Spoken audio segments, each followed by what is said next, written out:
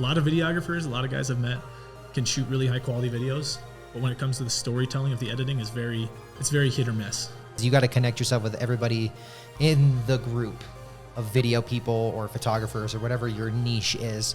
Dive into those head first and kind of see, how do I connect up with these people? Always free work is what I start with, especially new guys. Everybody has their own skill set. Everybody's been through their own life and everybody's learned their own things, and I can take little tidbits from everybody else and learn.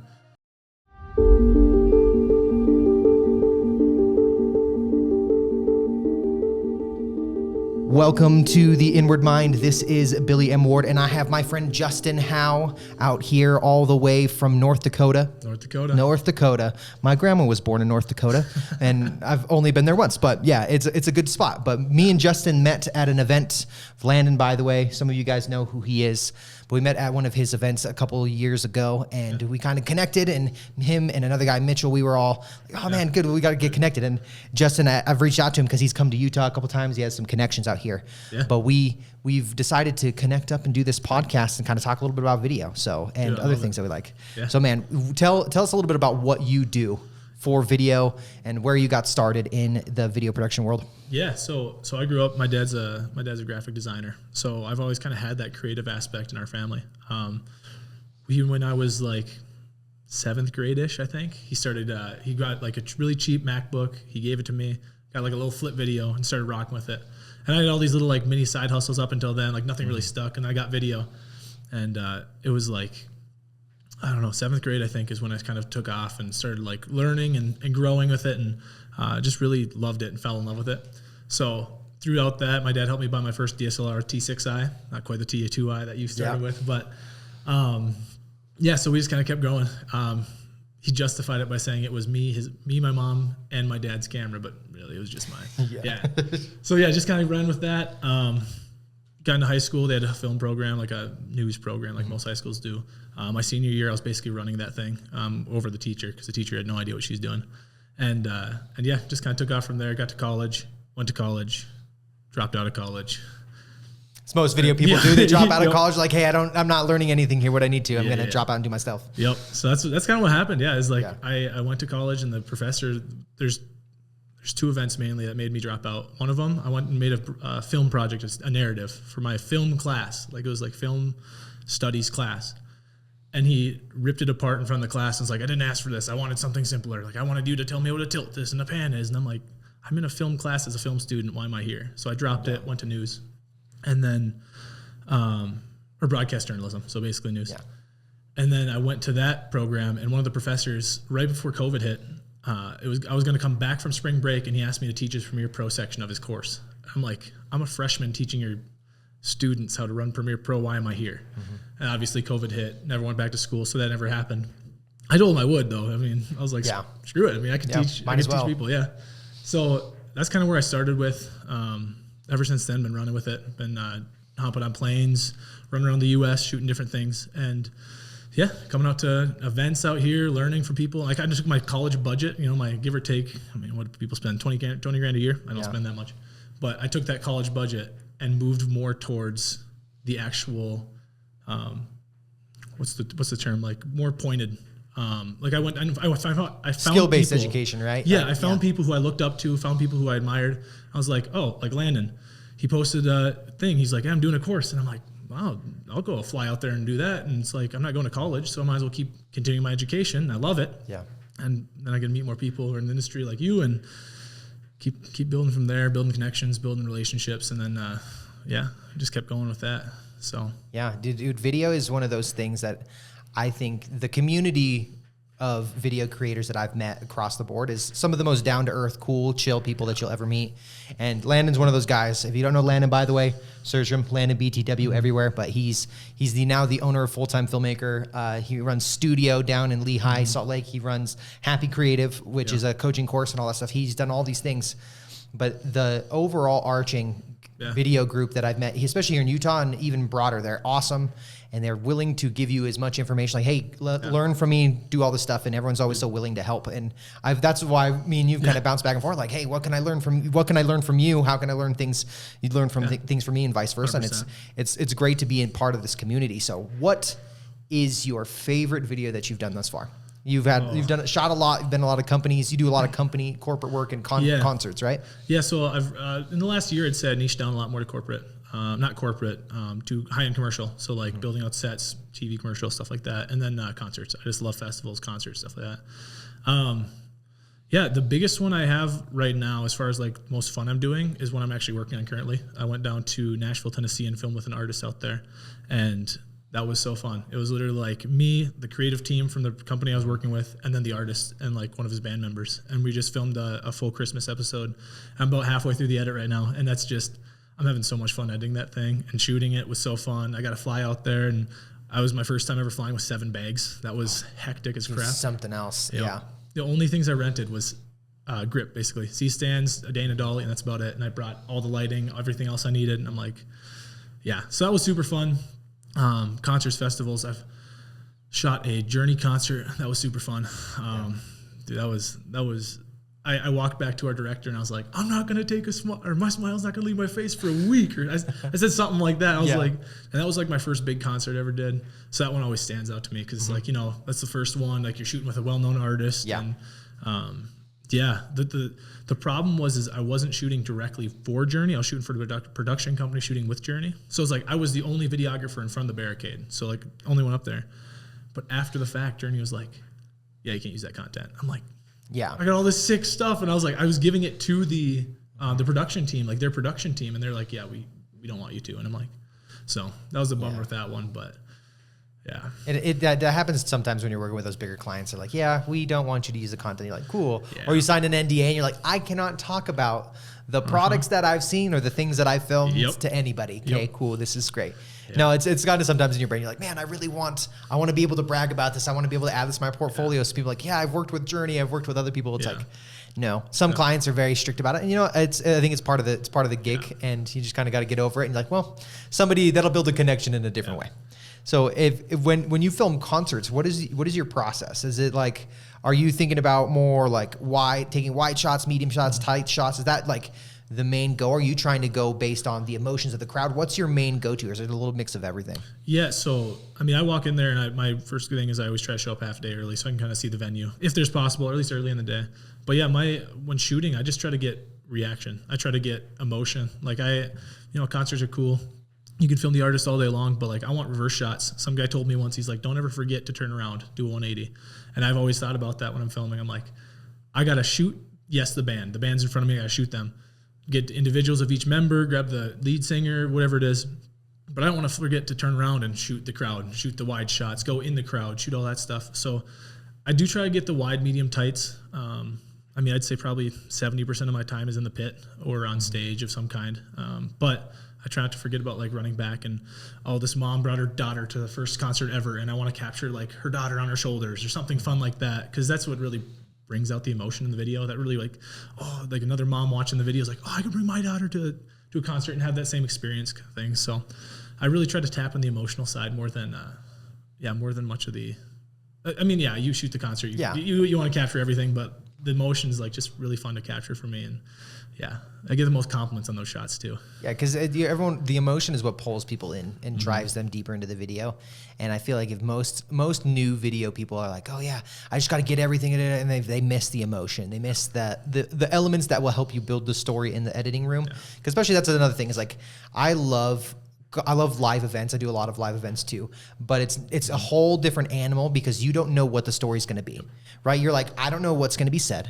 I don't know how to continue to build this story until I really get to the editing room. So you have to give yourself enough of a variance to be like, cool, I captured this emotion, I captured this, I captured that. So that when you get to the editing room, it's like, oh, okay, I got to now figure out how to tell the story. Because most people who build commercials, commercials is a whole different thing. It's like, we got a shot list, we know exactly what we're doing. We're filming A, B, C, D, and E, and that's it. But yeah, live events are a whole nother animal, and I love doing live events. And I would trade live events for anything. Like I was just at Chosen Con. We went to breakfast and talked about this, but I was at Chosen Con last month and thoroughly enjoyed every part of that. But a lot of what we do, we scripted out a ton of stuff, but we also, you never know what you're going to run into, who you're going to see, costumes or stuff you're going to have. And I think building that story in the editing room and having that skill set separates people who are good to the great level. In your opinion, what do you think makes a great not just a great video person? What are like a few things that would make a great video person? Yeah, I mean, obviously, what first comes to mind, you have to be good at your skill. You can't suck at making videos. But I think a lot of it comes down to outside of the video realm. It's like, who are you going to network with? Who are you going to talk to? How are you going to treat the people who are you around? How are you going to treat other creatives? And just that networking side of it is like, oh, you have a producer here. How are you going to treat them? Can you go above and beyond for them? Are you going to go find the artist and go a little above and beyond for them? And I think a lot of it comes down to, the outside of the video. And then obviously making good videos, making good content, and telling good stories. I've also learned that too, is like a lot of videographers, a lot of guys I've met can shoot really high quality videos. But when it comes to the storytelling of the editing, it's very hit or miss. And I'm not saying I'm perfect by any means. I definitely have plenty more to learn on this. But I've had like friends and other videographers come up, and like I've helped them cut interviews. I've helped them cut stories, and like, hey, we should move this part to this part to help build that story out better. Or how this is going to add better on this chunk and add more like depth into this portion of the video. And just not everybody has that eye yet. I mean, I'm not saying that's not a learnable thing. Definitely is. I learned it. But I'd say how you treat other people around you, especially in the concert space and high-end commercials where you're working with like producers, directors, all that kind of stuff. And then and other videographers, other photographers in the event space. And then, just the story aspect is probably the biggest two I can think of. Yeah. Being able to edit what you film is a huge piece, because you can film the best video possible, but if you don't know how to color it, if you don't know how to build that story, you're going to end up with a lackluster video. Because it's funny. I always love the videos that Full-Time Filmmaker puts out, like a beginner with a $50,000 camera and a professional with a $250 camera, and they're going to edit and do all that stuff. It doesn't matter what the camera is you have. It's the skill at which you've learned, and that's what people are paying for. What do you think, and it kind of aligns with like the pricing of videos, what do you think most separates those $10,000 plus videos to the $500 to $1,000 videos? Like what is the difference in what people would get with those? Do you kind of see what I'm saying? Like, what is the process of building that? Because a lot of people, $500 videos, just someone like, hey, I'm just going to show up, we're going to film, we're going to go from there. $10,000 big projects. You've done some more commercials and things like that. What does that kind of process look like for building out a commercial? Yeah, I think a lot of it for the client is the confidence in who they're hiring. Like I was told once, that's like, when you're working with big corporations, they don't care about the budget. They see your budget like $10K. Okay, as long as you're not going to mess it up for me and make me look bad. That's what a lot of clients are looking for. So if you can go in and prove that you've done this in the past, and you knock it out of the park every time, that's what people are paying for. Like $500, I could come to a little mom and pop shop, coffee shop somewhere, and film them some B-roll and make a quick little Instagram edit for $200, $300, $400, $500, whatever. But they're also not expecting that delivery and the quality and the execution, the story, there's one other word I'm trying to think of. But like basically how it performs, how the video performs. They're not expecting that out of a $500 person. They're expecting that out of a $10,000 person for sure. And then obviously, build out teams and stuff like that. But my goal is never to shoot alone, especially in those big ones though. Cause it's like, I would rather have 2 to 3 other great minds thinking together to figure out these projects than just me and only me. Cause I miss stuff. I'll be completely honest. You're human. You miss stuff. I miss stuff too. Yeah, I get it. Yeah. So actually on one of my other projects, I brought another DP with. So there's basically two DPs at the same project. And I was like, hey, you go shoot this while I work on this. And I had to, because it was a very limited crew. Yeah. But I was like, I can rely on him to make sure he gets the stuff that I need for my edit. And I can rely on me to make sure I get my stuff that I need in this other department that he's not as good at. But we both have our different skills, but we're both very good at what we do in each skill. Yeah. And obviously there's some crossover. And yeah. Absolutely. So how would you go about finding those relationships with somebody good? Because having somebody who you can trust is really, really hard to find in like consistently. Like you'll have some people who you can rely on, but they're not always available. How do you find that person who you can rely on consistently? Yeah, that's hard. Yeah. I'm not going to lie. That's super hard. What are some of your metrics then of like, how do you gauge, are you trying to fill in the gaps of the skills you're not as good at, or are you looking for more like, oh, I need these exact things for somebody? Yeah, it depends on what I'm looking for. Like there's a little bit of both, I think, because me and the specific DP I brought on, or the other guy, whatever, I don't know how you classify, I brought on, he and I really shoot a lot alike. So it was I knew that bringing both of us on, we're going to get very similar style from both of what we're getting. So that's like one huge thing is I worked with them, I've seen his work. We're really good friends too. It's like outside of work, we're good friends. But we shoot very similar. So I know everything's going to look very similar and it's going to be very cohesive throughout the edit. I'm working on a few people where I'm trying to train them up. Like I think I told you that during breakfast. I'm trying to train up my cousin right now, and kind of bring him. I want to elevate him so he can, one, help me, but two, he can go on his own too. So like, that's another big thing is teach him how I've learned and kind of just cut that learning curve in half for him. But yeah, otherwise I have like specific guys. I have my drone guys. I have my animating guys. I have like all these different specific people for specific things. And it's all just networking. Like I just meet these people. Honestly, one thing I was super blessed with is at my church up north, is we have a creative team. And our creative team just happens to be like 3 or 4 videographers who work for themselves, like self-employed guys, a couple animators, a couple Photoshop people, a couple photographers. And it's like, we have all these different positions built out that I can just tap into. Hey, I need a photographer. Can you shoot BTS on this set? Yeah, sure. Hey, I'll throw you $500 for the day. Sure. Perfect. Comes on set, shoots BTS. Cool. And so it's just different circles I've been a part of. Like I've been lucky to get a part of is also another big help. But yeah. I mean, I think a big thing outside of like church and creative team is like just going to different events like this. Like I've worked with guys now from different events around the country. I've gone to different trainings, different masterminds, and every time I click with like at least 1 or 2 people, but typically it's more like 5 or so. And then I always, if I'm back in the area, I'll do what we're doing now and hang out. And if I'm ever needing a guy and I know your skill set, like we do, we've talked a lot lately. Yeah, I can be like, oh man, Billy's gonna be perfect for this. I'll bring him on set. So I think it's just putting yourself in the rooms you're not supposed to be part of. That's what I've learned a lot is cameras can bring you a lot of places. And if you can use that to bring you in places where you're going to meet more people who are doing what you're doing, like masterminds, like trainings, stuff like that, you'll meet a lot more refined talent than having to train them up. But yeah, those are probably the 3. It's like blessed with creative team of the church, raising up, and then meeting other refined people at very specific events. It's probably the 3. I agree. Yeah. I think events are a huge thing. For anybody looking and starting their creative journey is you got to connect yourself with everybody in the group of video people or photographers or whatever your niche is. Dive into those head first and kind of see, how do I connect up with these people? What advice would you give somebody who, say, just starting, just bought their first camera, really wants to be doing video? How do they get connected with some of these things? What should they do first? Free work.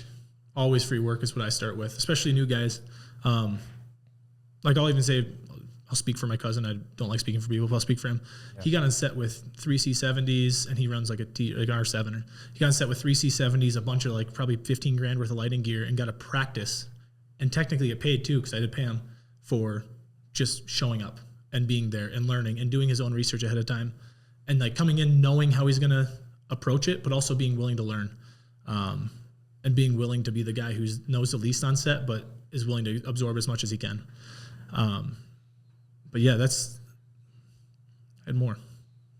And dude, sometimes your thoughts escape you and you're like, I don't remember what I was talking. Yeah. Is there anything that you've done specifically to get into some of these circles? Like you've gone to some events and done some things. Like how do you locally in North Dakota connect up with more video people? You talking about your church, people at your church.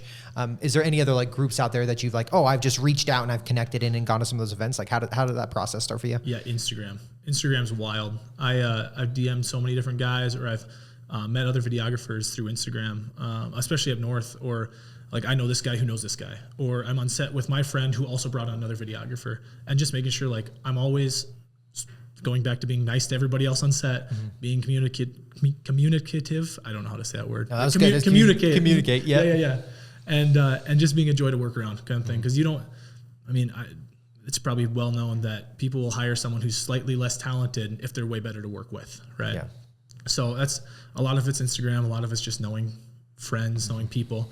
And then, I've done a few other, like even as I'm not seasoned, but like a better videographer in a sense. Like I'm not a new guy to the industry. I've still done free work with other people just to be able to get in their circles. Like I've hopped on as a PA in spots where I'm more qualified than a PA would be, just so I can get into networks and get into circles with people that I want in my network. So yeah, dude, I've definitely humbled myself a lot. Like, okay, this, I'm not getting paid a lot for this, but if I do and build this connection, kind of like some of the other connections that we've talked about, like I've done free work for people when been at some events because I'm like, oh, I want to be a part of what they got going on, and me offering free work and doing certain things now breaks me into that circle. Or if it's cheaper, and I would have done it for more expensive if it was my own. But again, it's the connections are more valuable than anything that you can do. Is just, you got to break into those circles by doing the free work. Cause a lot of those people like free work, but there's some people who are good and that come out of the free work thing. And then you can just rely on those people from there on out. What is your favorite, not what is your favorite, where is your dream location? Like we talked about earlier, like the Peter McKinnon has the bucket shot. Like what do you want? Where do you want to go in the world? Or what is your like bucket shot that you want? Yeah. So a couple different things. For location wise, I think it would be, I changed it from what I told you earlier. It would be Iceland. I want to go to Iceland so bad. And if I could hit the Northern Lights in Iceland, that's the dream right there for like nature and just for fun video photography. Bali, I think that's everybody's in the creative space. I haven't been to Bali, so Bali would be super fun. But as far as like events go, I think it'd be fun to shoot for like an event like Passion, where it's just a bigger event, huge creative team. I've been there a few times, and it's usually like, I don't know. I think I talked to one of the photographers, and they said they had 14 on rotation. So they had 14 photographers running at one time, and then they had another set of 14 editing, and then they'd switch halfway through, and then the F14 that were shooting would go edit all their photos, and the other 14 would come out, and that's just photographers. Wow.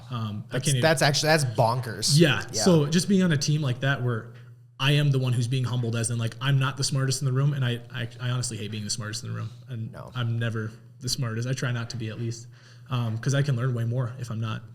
But if I was on like a set like that where it's like everybody has their own skill set, everybody's been through their own life, and everybody's learned their own things, and I can take little tidbits from everybody else and learn, while also being in such a cool environment where there is like everybody's rocking a give or take $15,000 FX6 package for video. Like everybody, they just rent them all, and there's 15 of them, and you shoot and on their gear, and everybody looks the same. They have their editors back there, and just being able to see that, like that build out of how something like that is, comes together. Like their media from events like that, like even outside Christian spaces, you go to like, any of the big ones that are around here, like I guess not, I don't know what's around here, but like Lollapalooza or like Burning Man or something like that. Like they all have like massive teams to produce to show what they're doing. Not saying like I would shoot every one of them, but but I think that would just be fun to be on like one of those big festivals or big concerts or big like multiple day events and just see how it goes. Yeah. So I love big events. I've wanted to go to Passion. I've never even thought about the creative team. Now we're gonna have to build. I'm gonna see what connections have other connections there, so we can break into that space. That would be fun. Yeah. If you find some, let me know. Dude, I'm always networking, man. That's one of the things I'm always trying to do. Is like I don't know what connections you do have or who you are specifically, but there at some point in time you're going to need somebody that does what I do, or I can connect you with someone in your space that does what I do. So I'm always like trying to build the connections and do everything that I can, because you never know who down the line is gonna be like, oh yeah, I was filming. It's the funny thing, like I was at Chosen Con, and it was just kind of like I was working with this guy, and he's like, oh yeah, Billy, he's a Christian, he loves video, oh let's do it. Yeah, I think he likes The Chosen, cool, we'll go for it. And it's like, now that's built a relationship for other people down the line and other situations, which is cool, that I'm going to continue to do that. And I feel like everybody, looking at this camera now, everybody who is doing video, you need to be better at communicating. You need to be better at figuring out how to talk to your clients, how to talk to people, how to build connections. I know that this is an art, and we're like, oh, we want to be so quiet and No, you need to stop doing that. You need to break into that next level and be able to be a better communicator. If you want to be one of the best, you got to be able to communicate and build those networking circles too. That's one of the things too, is when we're talking about never being, that's what I loved you said. I try to never be the smartest guy in the room. That's like a mantra I have to live by all the time. And sometimes I feel like video can be a very lonely thing. And a lot of people don't do this, but if you do not have a circle to jump into or doing things, you need to be putting your ears and your eyes on those people. Whether that's John C. Maxwell learning leadership books, or listening to Landon, by the way, or getting in part of some coaching programs to be able to be listening and hearing those people talk all of the time. Because if you do that, that's going to help you tremendously more than just building your video skill set. It's not just about video. You kind of have to do the plethora of things. And it's just kind of a weird, I love video. And I love that you kind of dropped out of college too, because that's what I did too. I went to college, hated it, and ended up not wanting to go do film school. I was like, I'm just going to figure this out myself. But it worked out exactly how the Lord planned it to work out. Now, moving forward with your video production company, what is your goal, right? So you're doing concerts and other things, and then you talked about going to do Passion, but what is your like 5-year plan for what you have that you're doing? Yeah, so that's a hard question for me because I didn't think I'd be doing what I'm doing this year, last year. So I kind of live it very short-lived. Like I have my goals of like my financial goals, my family goals, my all those. But as far as work goes and video goes, I just want to keep meeting really cool people who do really cool things and then working with people and hanging out with people. And I mean, honestly, I love talking to people almost as much as I love shooting video. So it's like just learning people's stories and going around the country. I think for 5 years, I want to try to shoot. I haven't really thought about this. I want to try to shoot in like 25 different states. I think after 5 years, try to hit half the U.S. Shoot international, be super fun. Don't know what that'd be. That's all the Lord's plan at this point. No, for real. But yeah, I just love that kind of stuff. I want to shoot more like DP work where I'm just coming in as a DP instead of like a DP and a gaffer and a audio technician and doing all of it. Yeah. So more, I think that's where I want to be. I want to be like more honing my skills where it's more, hey, Justin's a good DP. I want to bring him on. And like, I can shoot DP. I've done it and just do DP, but usually it's what we just said. It's DP gaffer, DP audio, DP whatever. And just getting like my name out there to the point where it's like, Justin, I want to bring him on as a DP. So for commercial side, I think that'd be sweet. Just figuring out like frames and letting everybody else do the work around it kind of thing. And telling stories. I just love the story aspect of it. But that's also not saying I don't like grip. I love grip. No. I love lighting. I love all that stuff. So it helps a lot. But yeah, I think Passion's my 5-year if we're going event side and just honing my skills as a DP is more of my passion or my focus on the commercial side of work. Cool. Yeah. We'll see what we can do. I got some connections in the bigger Christian space because of Chosen Con. Yeah. So we'll definitely keep an eye and I'll keep an eye and an ear out and see what connections we all can make together and everything that we're doing. Well, man, it's been a blast. Yeah. We've been doing this podcast for about a half hour, and I try and keep them relatively short so people can enjoy them. But I really appreciate you coming on today and being able to talking about video, man. This is one of my things I'm most passionate about is doing video. And I love meeting people like you who I can connect with, and we can be able to utilize our connections down the line. Because, dude, there's never enough video people. Everybody, if you were thinking about doing video, do it. Don't be sitting here like, I don't know. There's so many video people. Everybody needs to be doing video, and it's going to be only keep getting bigger with social media from here on out. But Justin, dude, I appreciate you so much. Thanks for coming on. Absolutely, man. Thanks for having me. See you guys. Have a good day. See ya.